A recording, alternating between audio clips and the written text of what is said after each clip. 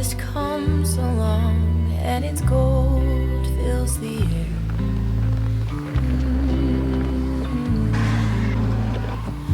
Heavy afternoons, September and its moon seem so far away, and I can't help but say, dear autumn, come soon. I'm waiting for you. Now the days are so long.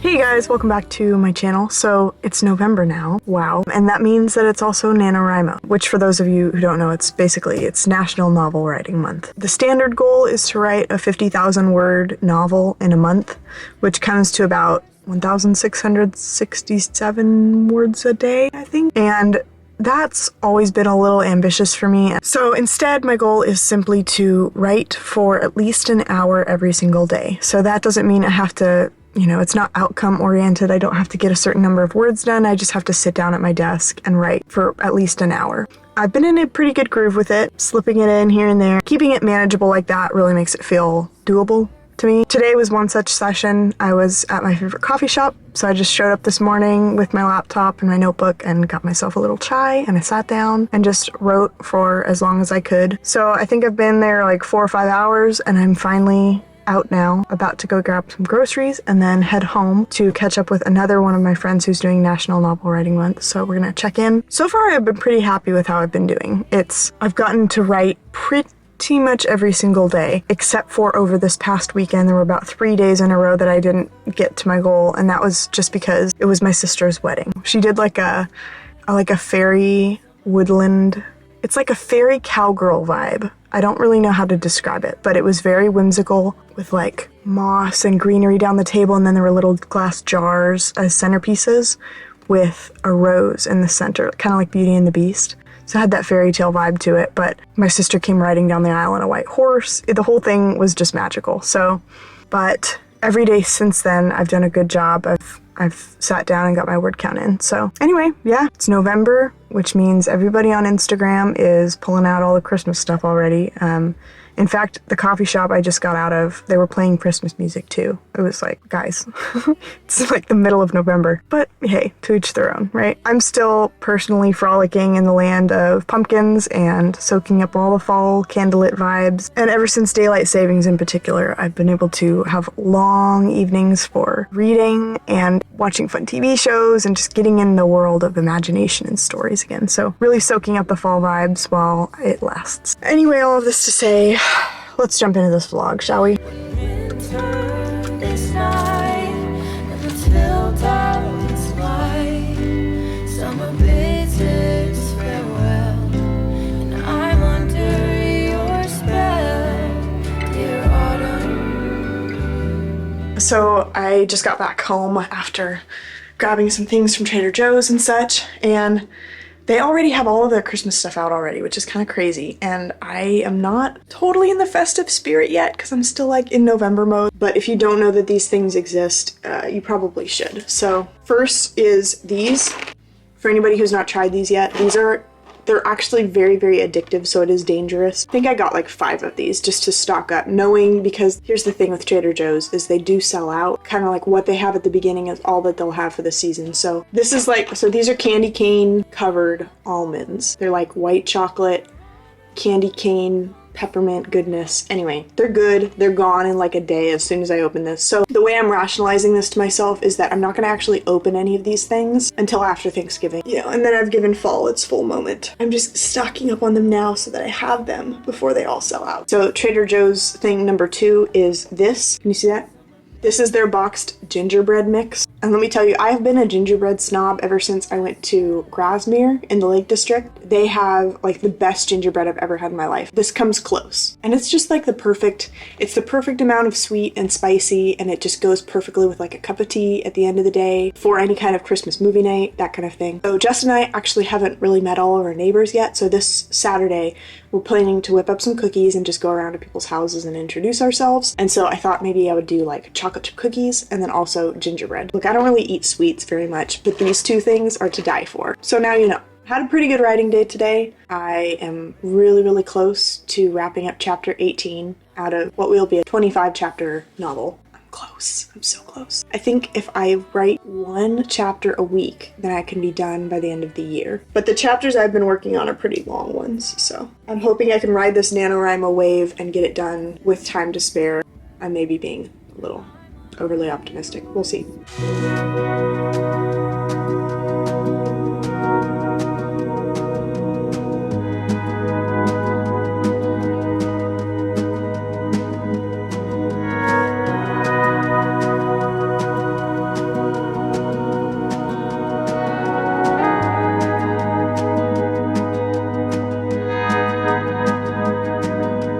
Drill a hole into a tree.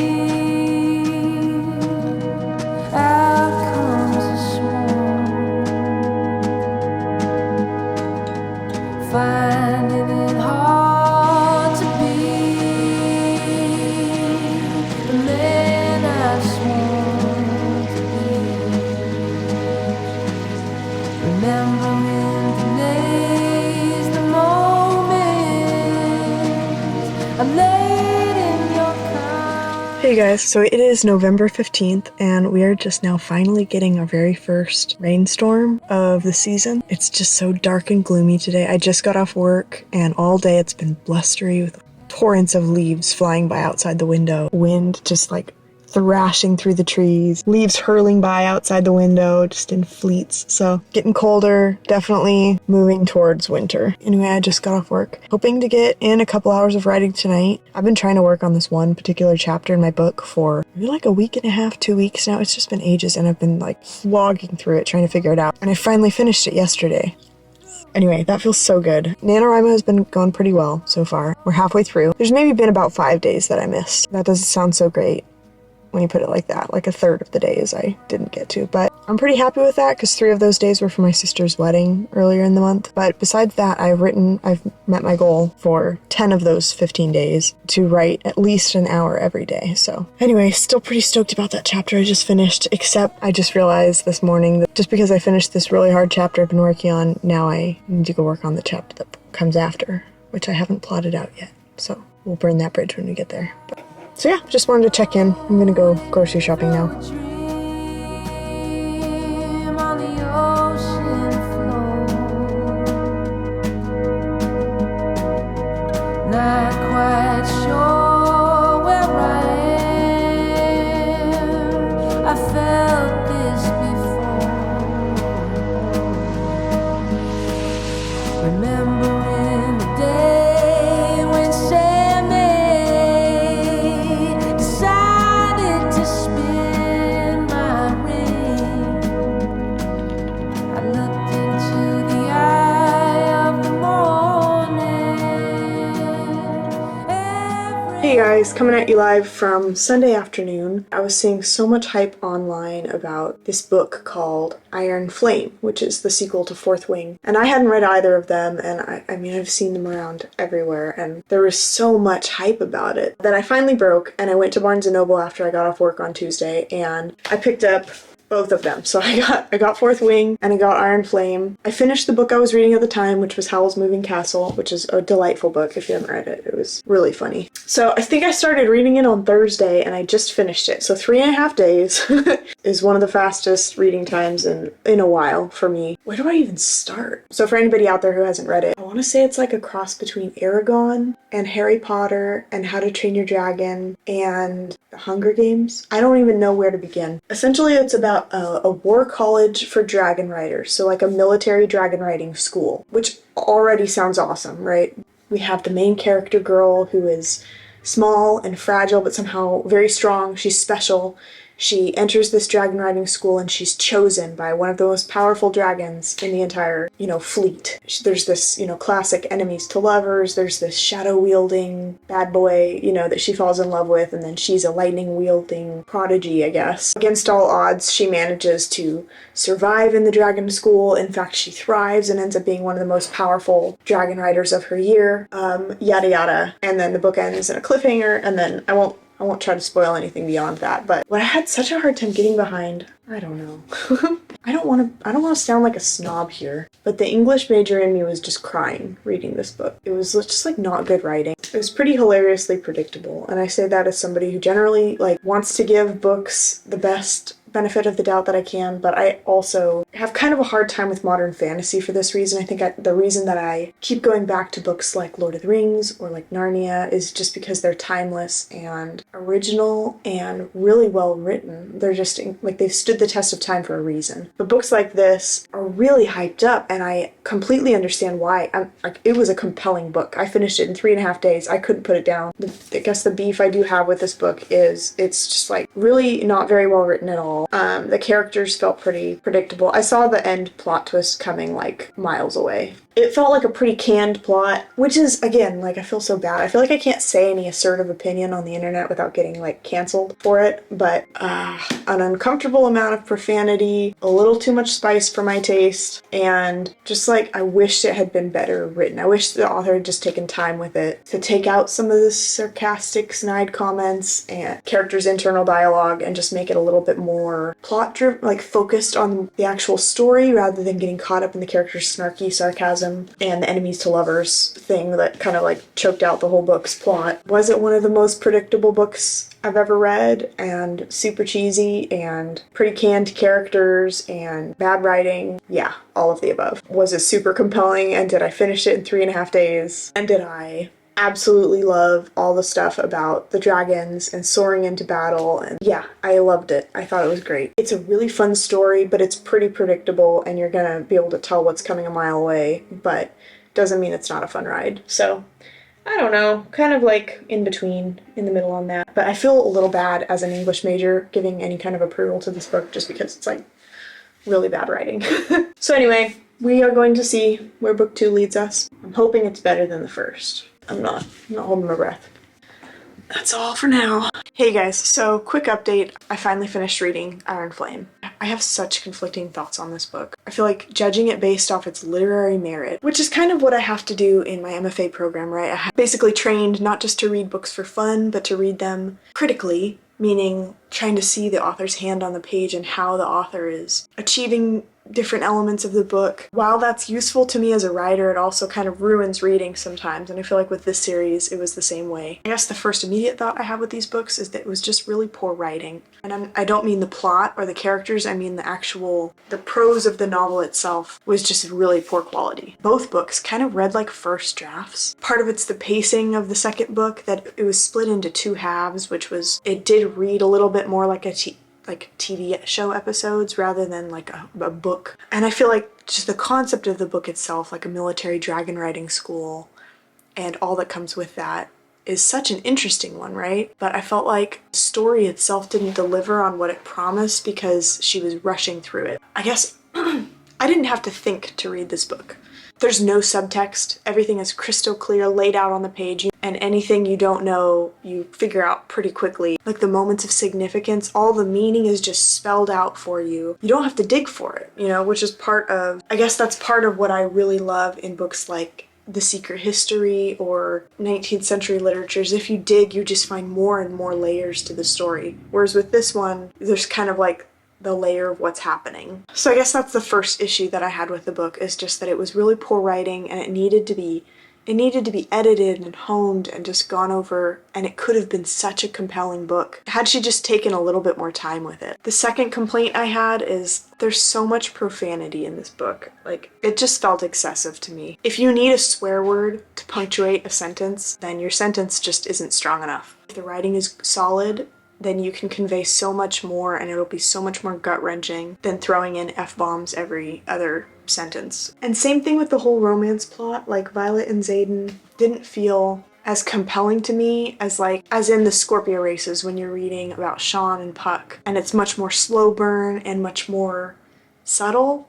I think that's so much more of a compelling way to approach romance than this like enemies to lovers, will they, won't they, distrust, constant fighting. That's so much less interesting to me. So I didn't really feel like I didn't really buy the whole romance thing. And I guess in summary, a book has no lasting power if it doesn't strike some kind of emotional chord with its audience. And this book has clearly caught people's imaginations. But having said that, I do feel like there has to be some kind of balance in fiction between the literary quality of the book and the storytelling quality of the book. The trouble with most genre fiction is they focus entirely on the story. The writing is terrible. Whereas in literary fiction, the book will be really extremely beautifully written, but nothing will happen for the entire story. I feel like there's gotta be a middle ground where books can be both well written and meaningful and have resonant themes, but also be compelling and have fascinating characters and be page turners. Like, I think you can have both. I think it just takes a really good writer to do that, and it takes a lot of forethought and planning. And both of these books, to me, felt like they were written so quickly so as to be bingeable that they kind of sacrificed a lot of that quality and that meaning along the way.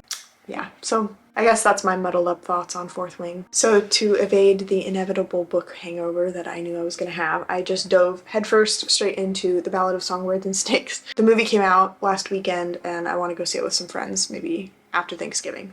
And after this one's done, I have another fun one lined up, which is Murtagh by Christopher Paolini. I don't know if that's how you say his last name, but you guys remember the Aragon series, right? Like way back when? I only heard about this like a few days after it had come out, that Christopher Paolini had written a sequel about Murtagh, who's like that anti-hero character from the original series. So I ordered that in the mail, and so my husband's reading that right now while I read this, but then I'll get to read it when he's done. After the MFA deadline ended, I've just been able to read whatever I want, so I feel like I'm catching up on all these like fun, fluffy reads. So anyway, I think that's all I have for now. Thank you for joining me for my reading rant. I'm gonna go make a cup of tea and start reading some more before gym tonight.